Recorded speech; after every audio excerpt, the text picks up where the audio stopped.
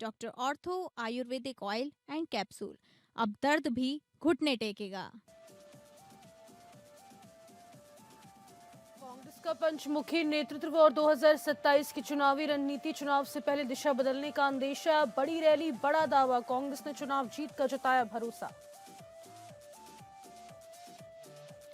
उत्तराखंड की राजनीति में जुबानी जंग तेज। भाजपा कांग्रेस सामने सामने मुद्दे, पीछे व्यक्तिगत हमले हो गए आगे। भाषा की मर्यादा भी गायब। सीएम के घोषणाओं पर लापरवाही का आरोप। डीएम सविन बंसल ने की समीक्षा बैठक। लंबित कार्य तय समय में पूरे करने के दिए निर्देश। उत्तराखंड में आपदा आई, वादे हुए, पैसा अब तक गायब। 1200 करोड़ का ऐलान, जमीन पर अब भी सन्नाटा। उत्तराखंड रोता रहा, राहत फाइलों में अब भी अटकी।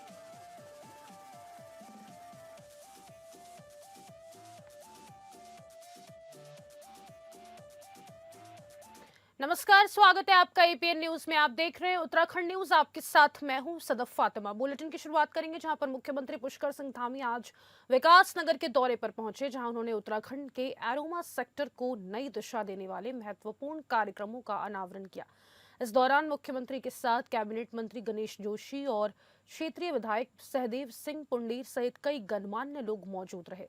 मुख्यमंत्री धामी ने संगत पौधा केंद्र सेलाकुई में आयोजित एक भव्य कार्यक्रम के दौरान उत्तराखंड महक क्रांति नीति 2026-36 को आधिकारिक रूप से लॉन्च किया। इस नीति को राज्य में सुगंधित और औषधीय पौधों की खेती और उद्योग को बढ़ावा देने के लिए एक अहम पहल माना जा रहा है।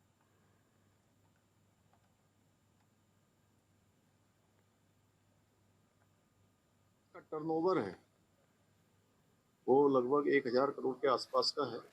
इस टर्नओवर को भी हम 10-12 गुना यानी कि 12-13 हजार तक ले जाने का लक्ष्य रखा है। निश्चित रूप से सगंध के क्षेत्र में हमारे यहाँ पर बहुत अपार संभावनाएं हैं, क्योंकि यहाँ पर अनेक प्रकार की खेतियाँ होती हैं, वनस्पतियाँ होती हैं, जिनका उपयोग सगंध के क्षेत्र में होता है और उनका उत्पादन होगा। तो सगंध के क्षेत्र में भी हम पूरे देश के लिए एक उदाहरण, हमारा राज्य इस क्षेत्र में बनेगा और इससे हमारे किसानों को भी भरपूर लाभ भी होगा, उनकी आय भी बढ़ेगी और विकास भी होगा, तेजी से रोजगार भी बढ़ेगा। Public relation society of India PRSI के 3 दिवसीय वार्षिक सम्मेलन के दूसरे दिन आज विकसित उत्तराखंड 2047 पर मंथन किया गया है। इस मौके पर विभिन्न विषयों के एक्सपर्ट ने उत्तराखंड के पिछले 25 वर्षों के सफर पर भी विचार विमर्श किया। इस मौके पर मुख्य अतिथि विधानसभा अध्यक्ष रितु खंडूरी ने कहा कि आज के युग में जनसंचार की अहम भूमिका है।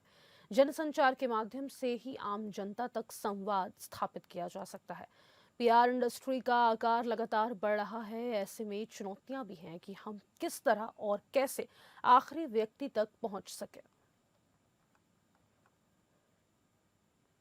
काफ़ी गिरावट जो हम लोगों ने किया है, लेकिन मैं ये बताना चाहूँगा कि अगर विकसित भारत 2047 जो माननीय प्रधानमंत्री जी का उद्घोष है, जो नारा है, जिसमें विकसित उत्तराखंड भी समाहित है, अगर हमें उसकी तरफ जाना है तो हमें जो हमारा डेमोग्राफिक डिविडेंड है, जो अंडर 35 जो पॉपुलेशन है, जो 65% से भी ज़्यादा है, उन पे हमें काम भी करना है।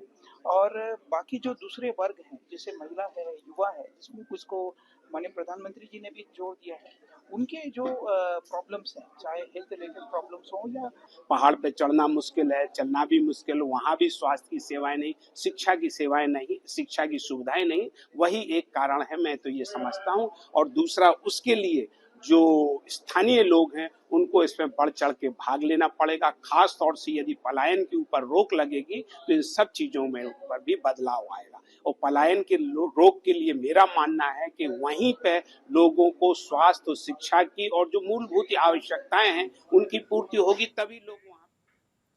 दिल्ली में आयोजित रैली को कांग्रेसी नेता बड़ी रैली करार दे रहे हैं। आपको बता दें, वहीं अब उत्तराखंड में पंचमुखी नेतृत्व के साथ 2027 के विधानसभा चुनावों में जीत का दावा भी किया जा रहा है। दूसरी तरफ कैबिनेट मंत्री सौरभ बहुगुणा ने कांग्रेस के पंचमुखी नेतृत्व पर सवाल उठाते हुए कहा कि चुनाव से पहले ही पंचमुखी नेतृत्व की दिशा बदल जाएगी, जिसका सबसे बड़ा कारण संगठन है। चुनाव संगठन स्वागत जीता जाता है, जो कांग्रेस के पास है नहीं।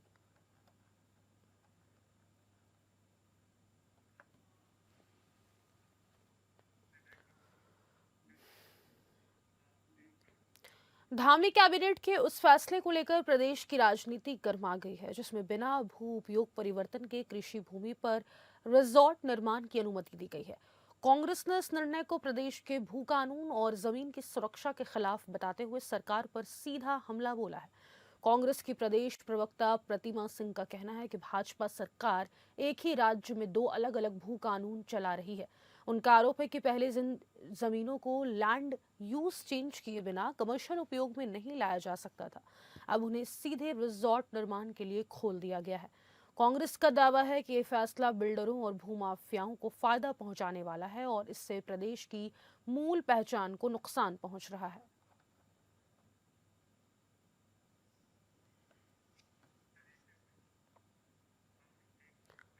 उत्तराखंड में रिवर्स पलायन का रुख कर लोग पहाड़ों की ओर रुख कर रहे हैं।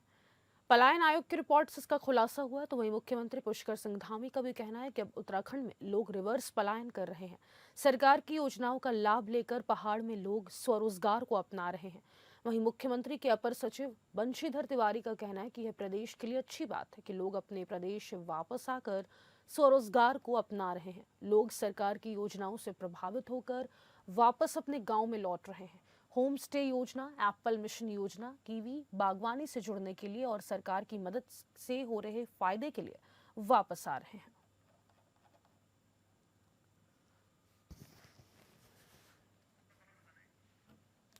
तो आपको बता दें, उत्तराखंड सरकार का लगातार यही दावा है कि अब प्रदेश में रिवर्स पलायन हो रहा है। सरकार की योजनाओं को देखते हुए लगातार अब लोग वापस उत्तराखंड का रुख कर रहे हैं, स्वरोजगार को अपना रहे हैं और बागवानी के तमाम जो यहाँ पर दिशा निर्देश जारी किए गए थे, योजनाएं बनाई गई थी सरकार की तरफ से, उसका भी फायदा उठाते हुए आम जनता इस वक्त उत्तराखंड की नजर आ रही है। आपको बता दें, सरकार का ये दावा है कि 6000 से ज्यादा लोग अब रिवर्स पलायन कर चुके हैं।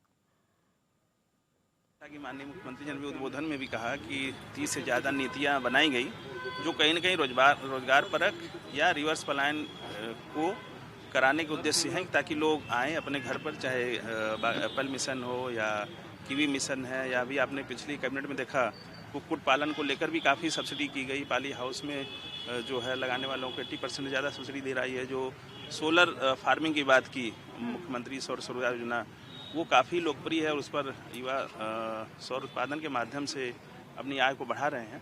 तो कहीं न कहीं शीतकालीन पर्यटन भी जो शुरू हुआ है, शीतकालीन यात्रा जो शुरू हुई है, चार धाम यात्रा बंद होने के बाद, क्योंकि शीतकाल में भी लोग यहाँ पर आए और कहीं न कहीं पर्यटन का जो एक उद्योग है उसको भी बल मिले और श्रद्धालु यहाँ आए, तीर्थयात्री यहाँ आए, आम पर्यटक यहाँ पर आए, तो उससे कहीं न कहीं जो रोजगार है सृजन होगा और स्थानीय स्तर पर लोगों को काम मिलेगा और जो रिवर्स पलायन है कहीं न कहीं उसको भी एक उसका मार्ग प्रशस्त होगा। प्रदेश की राजनीति में इन दिनों एक दूसरे पर व्यक्तिगत बयानबाजी का दौर चल रहा है, फिर चाहे वे भाजपा हो या कांग्रेस के नेता हरक सिंह रावत। हरक सिंह जहां भाजपा नेताओं पर व्यक्तिगत हमला बोल रहे हैं, तो वहीं भाजपा के बड़े नेता भी उन पर जुबानी और व्यक्तिगत हमला कर रहे हैं। पूर्व प्रदेश अध्यक्ष और चक्राता से कांग्रेस विधायक प्रीतम सिंह ने व्यक्तिगत टिप्पणी पर बोलते हुए कहा कि राजनीति में शुचिता का होना बेहद जरूरी है, हमें व्यक्तिगत टिप्पणियों से बचना चाहिए, फिर वह चाहे कोई भी हो।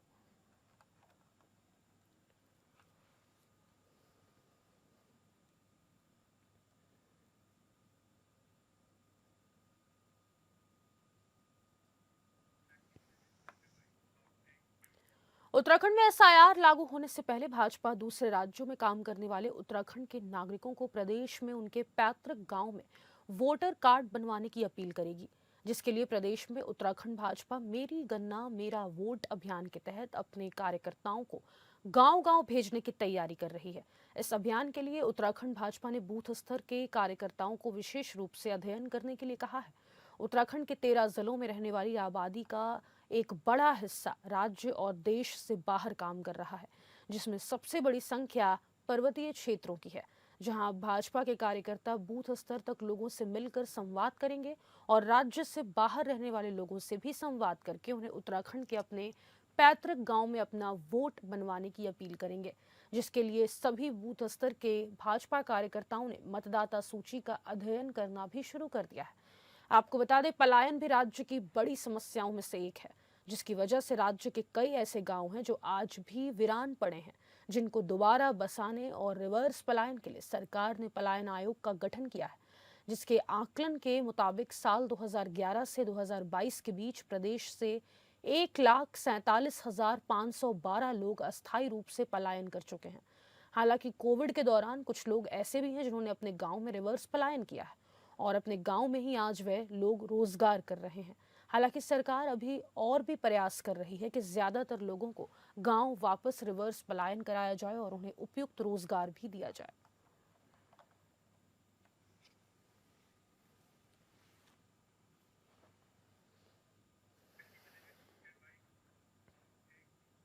रुद्रपुर में अखिल भारतीय बंगाली एकता मंच के संस्थापक और युवा नेता सुब्रत कुमार विश्वास ने बंगाली समाज को आरक्षण दिलाने के लिए 2027 तक निर्णायक संघर्ष का ऐलान किया है। उन्होंने कहा कि मंच हर संवैधानिक और लोकतांत्रिक प्रयास करेगा, लेकिन यदि तय समय सीमा तक बंगाली समाज को उसका अधिकार नहीं मिला तो सरकार के खिलाफ व्यापक आंदोलन छेड़ा जाएगा। सुब्रत विश्वास ने आरोप लगाया कि सरकार बंगाली हिंदुओं की लगातार उपेक्षा कर रही है। उन्होंने सवाल उठाया कि जब बंगाली हिंदू भी इसी देश के नागरिक हैं तो उन्हें अनुसूचित जाति आरक्षण और अन्य अधिकारों से वंचित क्यों रखा जा रहा है। उन्होंने सरकार से इस विषय पर स्पष्ट नीति और ठोस निर्णय की मांग की है। हिंदुस्तान के अंदर बंगाली कम्युनिटी के बंगाली हिंदुओं के ऊपर टारगेट करना आसान है। ये बांग्लादेशी मुसलमानों के नाम पे इन बंगाली हिंदुओं को टारगेट किया जा रहा है और ये बर्दाश्त नहीं किया जाएगा। बहुत जल्दी जिला मुख्यालय का घेराव करेंगे और हम मांग करते हैं कि इन परिवारों की जाति स्थायी बना के दिया जाए और किसी भी बंगाली परिवार का उत्तराखंड के अंदर या उत्तर प्रदेश के अंदर और भारत के किसी भी कोने में बंगाली समाज के संग अत्याचार होगा, किसी भी लोग के संग उनके कागज को लेकर उनके संग अत्याचार किया जाएगा, उनके जाति स्थायी नहीं बनाया जाएगा तो उसका विरोध करेंगे। और मैं आपको बताना भी चाहता हूँ कि बहुत जल्दी बंगाली समाज के हक के लिए, आरक्षण की लड़ाई के लिए मैं धरने में बैठने जा रहा हूँ और मैं आप लोगों से हाथ जोड़ के निवेदन करता हूँ कि साथ दीजिए। आज एक लड़ने वाला व्यक्ति है, एक आपके बच्चों के भविष्य के लिए धरना देने जा रहा है, तो आपकी जिम्मेदारी बनती है ताकत देने की।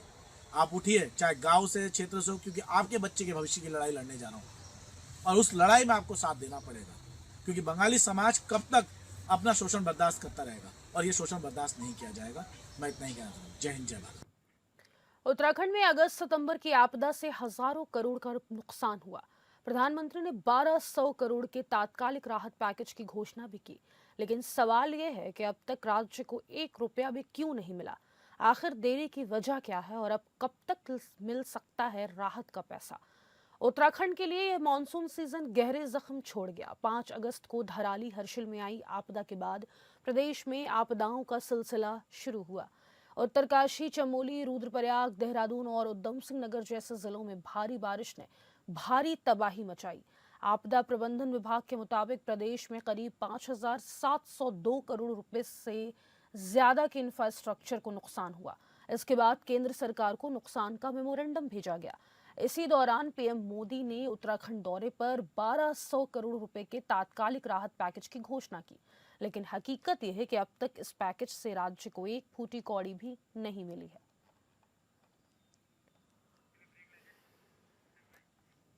जहां पर मुख्यमंत्री पुष्कर सिंह धामी के द्वारा की गई घोषणाओं में बड़ी लापरवाही राजधानी देहरादून में नजर आई है, जिसके बाद जिलाधिकारी देहरादून सवीन बंसल ने कलेक्ट्रेट में मुख्यमंत्री घोषणाओं की विभागवार समीक्षा बैठक की। बैठक में डीएम ने सभी विभागों द्वारा घोषणाओं पर की गई प्रगति की जानकारी ली और लंबित मामलों को निर्धारित समय सीमा के भीतर पूर्ण करने के निर्देश दिए। जिलाधिकारी ने अधिकारियों को स्पष्ट रूप से कहा कि मुख्यमंत्री घोषणाएं प्राथमिकता वाले कार्य हैं, इसलिए किसी भी स्तर पर लापरवाही बर्दाश्त नहीं की जाएगी।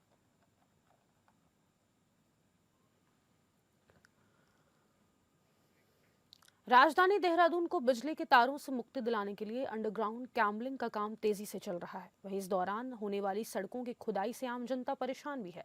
सड़कों की लगातार हो रही खुदाई और काम की रफ्तार को लेकर यूपीसीएल के निदेशक का कहना है कि अंडरग्राउंड कैबलिंग का काम लगभग 60% पूरा हो चुका है। बाकी बचे काम को पूरा करने का समय जुलाई 2026 तक है, लेकिन विभाग ने संबंधित ठेकेदार को हर हाल में काम मार्च 2026 तक पूरा करने के आदेश जारी किए हैं।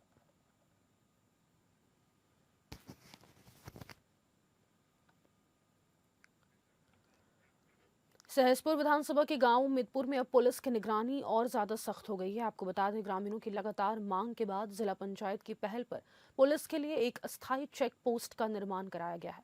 थाना बसंत विहार पुलिस अपने बेहतर कार्यों को लेकर पहले से ही चर्चा में रही है और आज इसी कड़ी में एक नई पहल देखने को मिली। उम्मीदपुर गांव स्थित काली पुलिया को लेकर लगातार खबरें सामने आने के बाद पुलिस और प्रशासन ने इस क्षेत्र में सुरक्षा व्यवस्था को और मजबूत किया है। इसी के तहत थाना बसंत विहार प्रभारी अशोक राठौर अपनी पुलिस टीम के साथ मौके पर पहुंचे और रिबन काटकर अस्थायी चेक पोस्ट का उद्घाटन किया। इस अवसर पर बड़ी संख्या में ग्रामीण मौजूद रहे। वहीं जिला पंचायत सदस्य खुशबू गुरुंग भी कार्यक्रम में पहुंची। उन्होंने चेक पोस्ट निर्माण के लिए जिला पंचायत और पुलिस प्रशासन का आभार व्यक्त किया और कहा कि इससे क्षेत्र में यातायात नियंत्रण के साथ साथ अपराधों पर भी अंकुश लगेगा। ये हमारी उत्तराखंड पुलिस का बहुत पहले से ही, जब से उत्तराखंड पुलिस बनी तब से ये कॉन्सेप्ट चल रहा था कि CLV यानी कम्युनिटी पुलिसिंग जो है सब में होना चाहिए, इसका कॉन्सेप्ट है। तो इसको देखते हुए, क्योंकि अभी हम लोग अभी हैं CLG मेंबर्स, लेकिन अभी थोड़ा सा ये ब्रेक हो रखा है, देहात क्षेत्र में कुछ ऐसे अभी नहीं बने हैं, तो हम लोग इस पे भी हमारे जो DG सर हैं और SSP सर हैं उनके निर्देशानुसार हम इस पे कार्य अब प्रारंभ करेंगे। वैसे तो बने हुए हैं CLG मेंबर, लेकिन एक्टिव की कंडीशन में नहीं है, तो इनको हम रिएक्टिव करके और भी लोग जो जुड़ना चाहते हैं तो हम CLG मेंबर्स बनाएंगे। स्पेशली जो CLG मेंबर्स का जो काम है वो पुलिस और जनता के बीच एक बैरियर का काम करने का काम ये लोग करते हैं। तो ऐसे लोग जो जिनकी छवि जनता में अच्छी है और जो पुलिस से भी अच्छा जो संबंध रखते हैं, तो ऐसे लोगों को चिन्हित करके इस क्षेत्र में अम्बीवाला और सेलाको इंडस्ट्रियल एरिया में परफ्यूम कंपनी में भीषण आग लग गई। आपको बता दें कि इस भीषण आग से आसमान में और कंपनी में अफरा तफरी फैल गई थी। परफ्यूम के इस कंपनी में लगी आग के लपटें और धुएं के गुब्बार बेहद खौफनाक नजर आ रहे थे। सूचना मिलते ही मौके पर पहुंची पुलिस ने मौके से भीड़ को पीछे हटाया और फायर ब्रिगेड की टीम ने आग को बुझाना शुरू कर दिया। इस कंपनी से लगते इंडस्ट्रियल एरिया की दूसरी एक कंपनी भी इस आग की चपेट में आ गई, जिसे समय रहते काबू कर लिया गया था और अब 7 घंटे की कड़ी मशक्कत के बाद परफ्यूम कंपनी में भी लगी आग पर काबू पा लिया गया है। फिलहाल लाखों के माल को आग जला चुका है। इस आग के लगने का सही कारण पता नहीं चल पाया। किसी प्रकार की कोई हताहत की खबर सामने नहीं आई है। आग में हुए नुकसान का आकलन और आग लगने के कारण का पता करने में प्रशासन की टीम जुट चुकी है।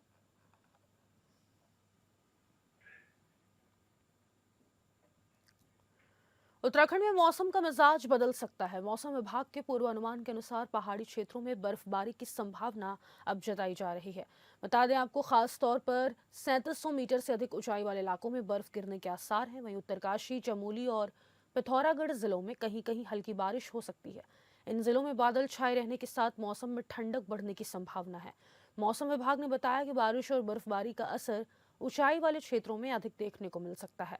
अन्य जिलों की बात करें तो वहां मौसम शुष्क बना रह सकता है।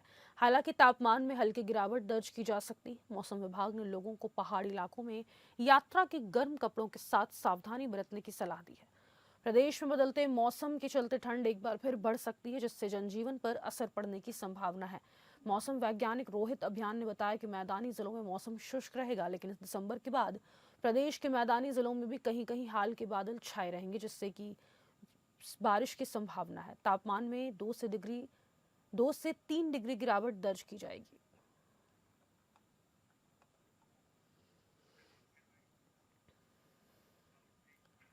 लगातार बढ़ती ठंड को देखते हुए हरवटपुर नगर पालिका द्वारा आमजन को राहत देने के उद्देश्य से 1 तारीख से नगर के प्रमुख चौक चौराहों पर अलाव जलाने की व्यवस्था की गई है।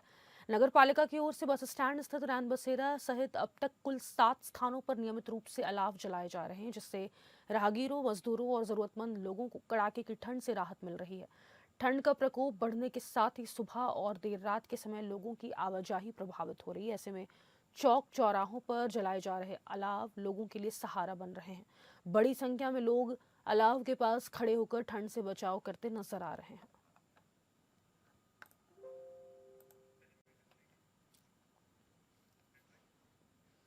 और इसी के साथ उत्तराखंड न्यूज में फिलहाल के लिए इतना ही। मुझे दीजिए इजाजत। नमस्कार।